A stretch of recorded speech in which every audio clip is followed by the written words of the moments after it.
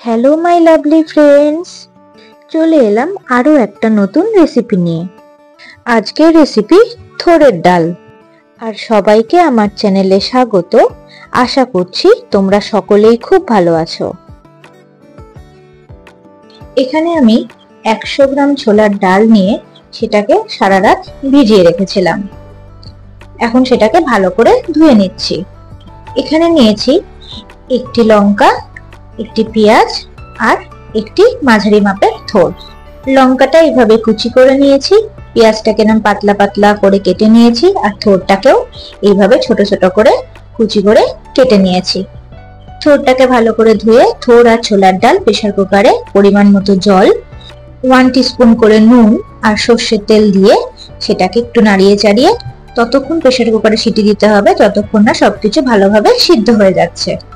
ঘরে থাকা উপকরণ দিয়ে রান্নাটা কমপ্লিট হয়ে যাবে।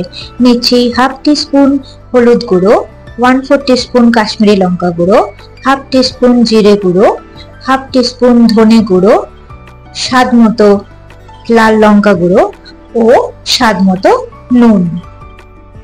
এবার একটি কড়াইতে 1 টিস্পুন সর্ষের তেল গরম করে তাতে দিয়ে দিলাম কেটে রাখা লঙ্কা ও পেঁয়াজ। এবার সেটাকে একটু নাড়িয়ে চাড়িয়ে ভালো করে ভেজে নেব। এই সময় গ্যাসের ফ্লেম মিডিয়ামে রাখবে। পেঁয়াজটা ভাজা হয়ে গেলে এর মধ্যে দিয়ে দেব মশলাগুলো। এবার আবারও সবকিছুকে ভালো করে নাড়িয়ে চাড়িয়ে কষিয়ে নেব। মশলাগুলো যাতে পুড়ে না যায় তাই সামান্য জল দিয়ে আবারও এটাকে ভালো করে কষিয়ে নিতে হবে। আজকে আমি তোমাদের একটা ছোট্ট টিপস শেয়ার করছি।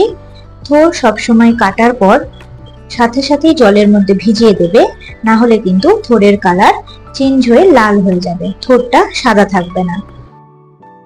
আজকের এই পুরো রান্নাটা আমরা গ্যাসের ফ্লেম মিডিয়ামে রেখেই করব। মশলাটা আমার খুব ভালোভাবে কষা হয়ে গেছে।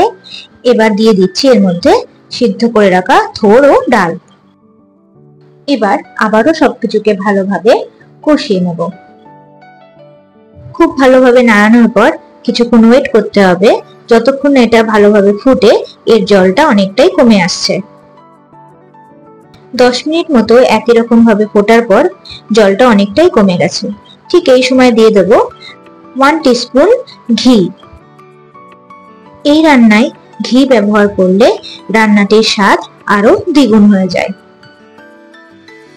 এখন আবারও সবকিছুকে ভালোভাবে নাড়িয়ে চাড়িয়ে মিশিয়ে নেব। সবসময় মুখরোচক খাবার না খেয়ে মাঝে মধ্যে আমাদের শরীরের জন্য এরকম কিছু হেলদি খাবারেরও প্রয়োজন। গরম গরম ভাত বা রুটির সঙ্গে এটা খুবই ভালো লাগবে খেতে। ব্যাস আর মিনিট 5 এইভাবে ভালোভাবে কষে নিলেই রেডি হয়ে যাবে আমাদের থোড়ের ডাল। আমার আজকের এই রেসিপিটা আশা করি তোমাদের ভালো লাগবে। যদি ভালো লেগে থাকে তাহলে ভিডিওটিতে একটি লাইক, কমেন্ট ও শেয়ার করবেন।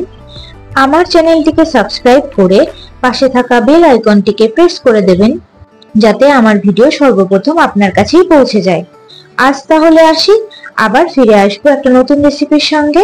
ধন্যবাদ বন্ধুরা, ভালো থাকবেন ও সুস্থ থাকবেন সবাই।